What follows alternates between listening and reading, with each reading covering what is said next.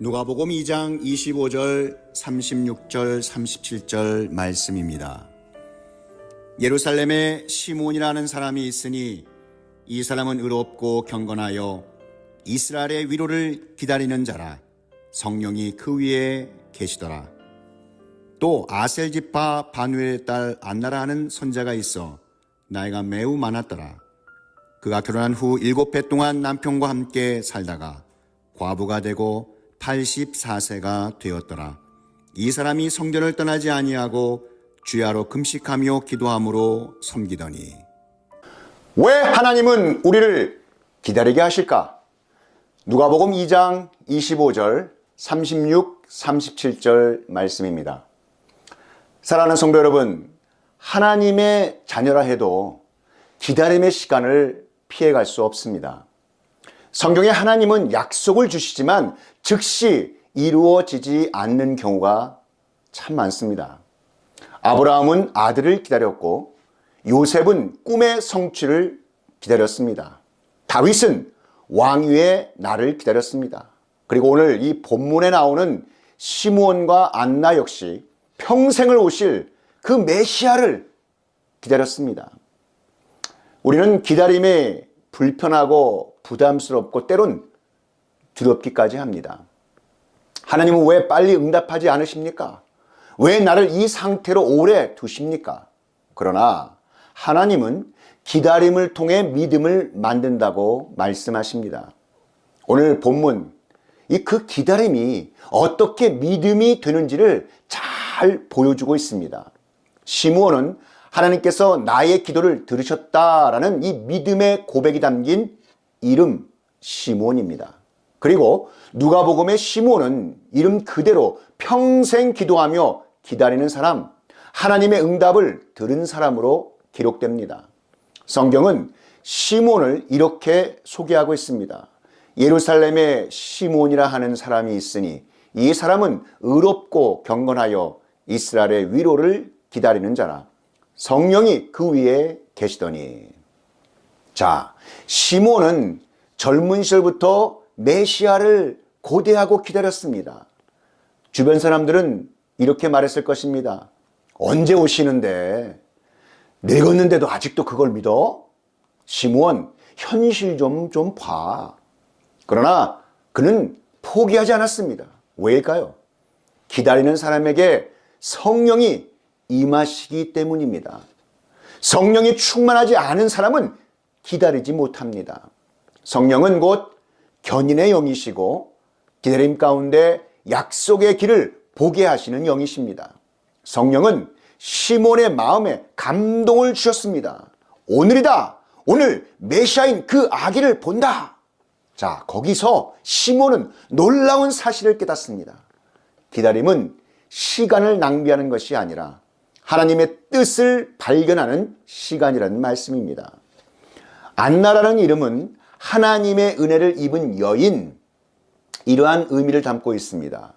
누가복음을 쓴 누가는 이 안나의 인생 전체가 하나님의 은혜로 해석되는 삶임을 잘 보여주고 있습니다. 누가는 안나가 길고 고된 세월을 홀로 견디며 하나님을 기다린 여인임을 강조하고 있습니다. 그녀가 84세였든 과부로 84년을 살았든 이 한 가지는 분명합니다. 그 긴 세월이 헛되지 않았다는 것입니다. 안나는 홀로 된 뒤 평생 성전을 떠나지 않았습니다. 기다림의 끝에서 그녀는 메시아를 보았습니다.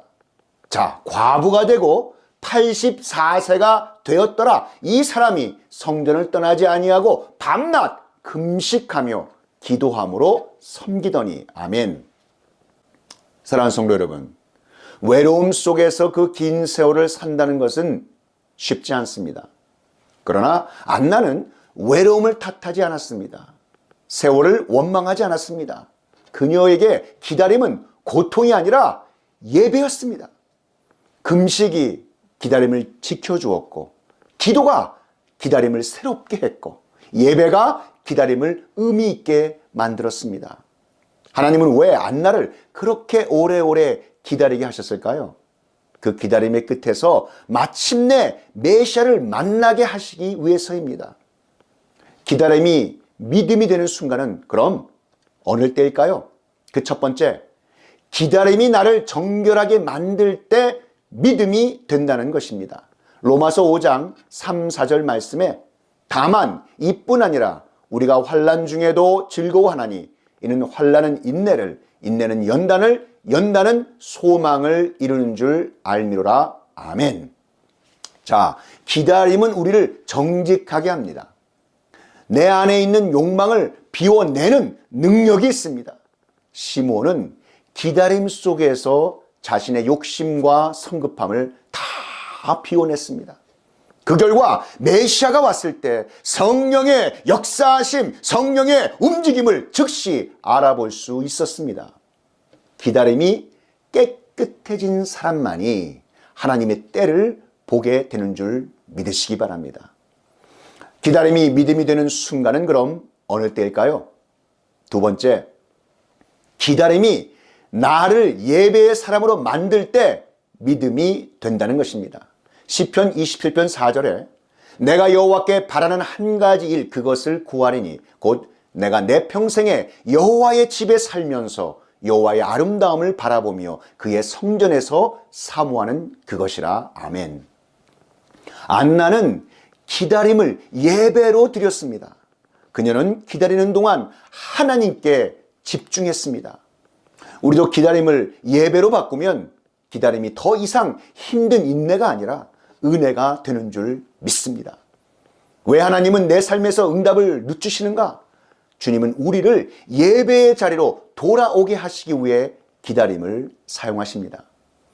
기다림이 믿음이 되는 순간, 자, 그 순간은 그럼 어느 때일까요?